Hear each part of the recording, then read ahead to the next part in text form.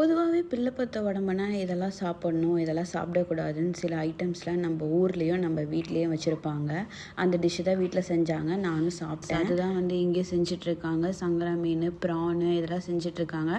First time நான் இந்த fish எடுத்துக்கிறேன். ஆக்சுவலாக என்னடா இவ்வளோ நாள் எடுத்துக்கலான்னு ஃபீல் பண்ணேன். அந்தளவுக்கு டேஸ்ட்டாகவே இருந்தது.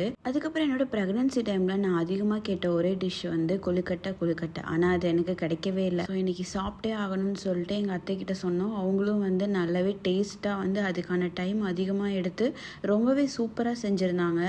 என் ஹஸ்பண்ட் வீட்டு சைடுக்கும் எங்கள் வீட்டு சைடுக்குமே ஃபுட் நிறைய டிஃப்ரென்ஸ் இருந்தது. அது ப்ரிப்பேர் பண்ணுற மெத்தடுமே நிறையவே டிஃப்ரென்ஸ் இருக்கும். சில விஷயங்கள் எனக்கு பிடிக்கும், சில விஷயங்கள் எனக்கு பிடிக்காது. இந்த மாதிரி ஹஸ்பண்ட் வீட்டு சைட் சமையலோ இல்லை சில விஷயங்களோ வேறு மாதிரி இருந்து அது பிடிக்காமல் இருந்தால் கமெண்ட் பண்ணுங்கள். ஒரு பொண்ணுக்குமே ஃபஸ்ட்டு டெலிவரி அவங்க புதுசாக பிறக்கிற மாதிரி இருக்கும்னு நிறைய விஷயத்தில் சொல்லியிருப்பாங்க.